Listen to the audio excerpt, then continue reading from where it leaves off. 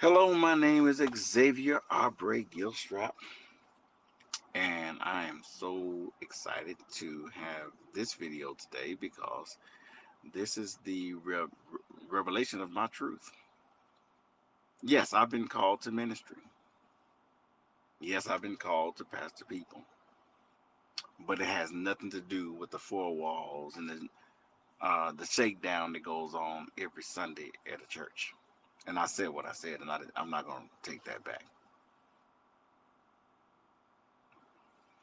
The fact is, people try to put you in a box. They say that you have to go put on some alligator shoes, a pimp suit, woo all the ladies, and take up an offering.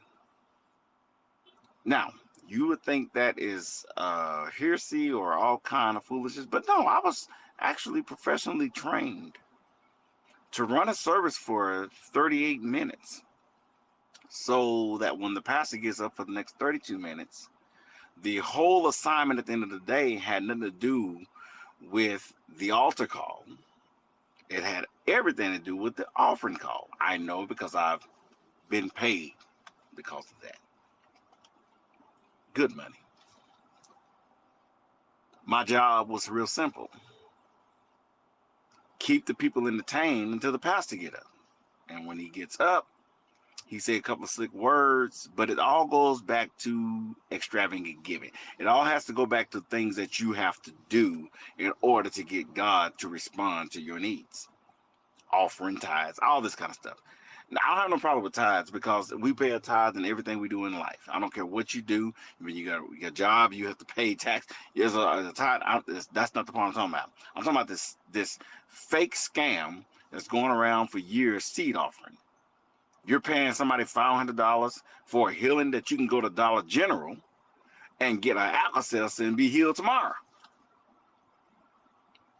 You dumb. But you keep going. You keep showing up to these super prophets. You keep showing up to this annual revivals.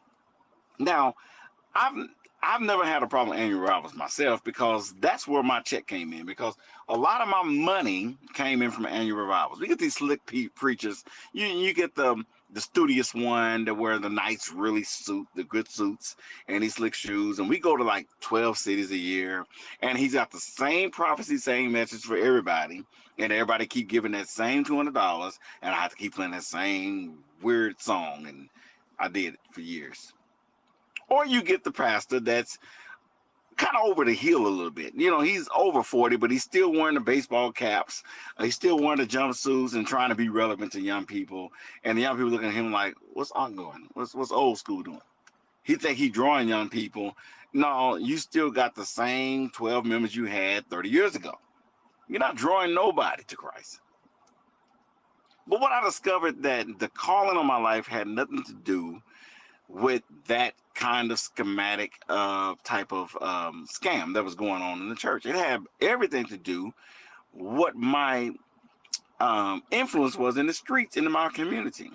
Do I go to PTAs? Do I show up at my kids' school? Do I show up at the jails? Do I show up at the nursing homes? I'm not talking about with a check. I'm not talking about with an agenda to get, because there's folks that do that to gain more members. I visit your mother at the nursing home. Oh yes, would you love to come to visit our church on Sunday? Because we need your 3 minutes of sacrifice. Sacrifice.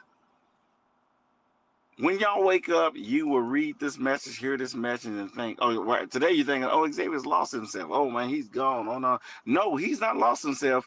He's never lived in a house that was smaller than 3,200 square feet. He's never not had money because y'all keep giving. But one day I said, you know, I want to get my calling. I want to because people are so disappointed in how I turned out, and I want to please a little bit of the people. So let me figure out what I need to do. So I asked the Lord to put me back in ministry, and He put me in a secular job, a job that I've loved, that I've flourished in immediately. Now it's actually helping people. It has nothing to do with your little over 10%. Y'all, let me tell y'all something. That over 10% you paying buys this. Nothing else. It buys this. And if you don't want to hear the truth, I'm sorry. Keep paying it. Because we would gladly take you going to work 80 hours every 2 weeks. You know, you stressing on the job, and we don't have to get up to 1 o'clock in the afternoon and act like we praying for you. We ain't praying for you. Ain't nobody praying for you. We ain't got time for that. Because the mall opens at 11. I got to get there by 11. I got to get these.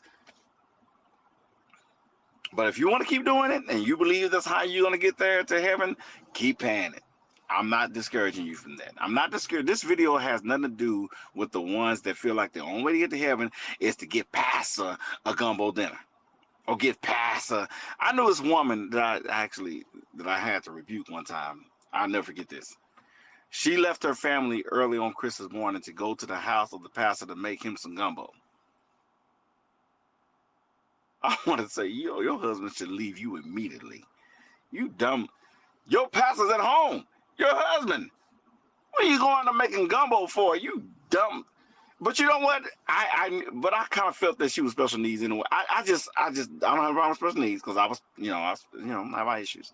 But the fact is, I thought to myself, I said, well, obviously, but y'all better wake up, because in the next year, all your superstar pastors are already starting to come down. They know it too. They know it because they already know the scripture. He said, depart from me, you workers of iniquity. I never knew you. But I baptized in your name. I prophesied in your name. Shut up, you pimp. You slept with every revival coordinator. Shut up, you pimp. You screwing the family wife that the one you counseling. You don't have to like this. I don't care. But you know what? At the end of the day, we have to be accountable for each other. As a people, I saw something the other day that really shook me, and that's why I made this video. I saw a continent of Africa, and they've been trying to unite Africa for years. Like I'm talking about, they have all this infrastructure in place. They wanted to run highways from North Africa all the way to the southeast portion of Africa. We're talking about the center of the earth. We're talking about the first of mankind.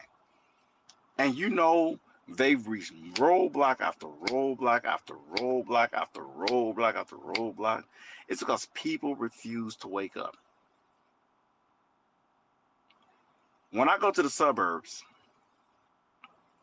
I see 6 churches, 7 at the most. When you go to the hood, you see about 50.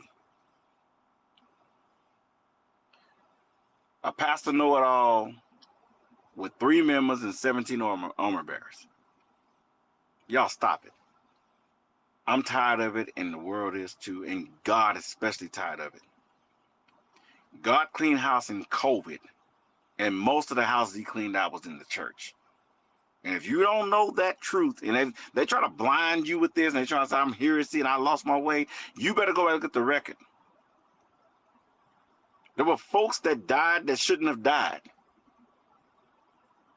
But they did. COVID was about the church. And you better wake up.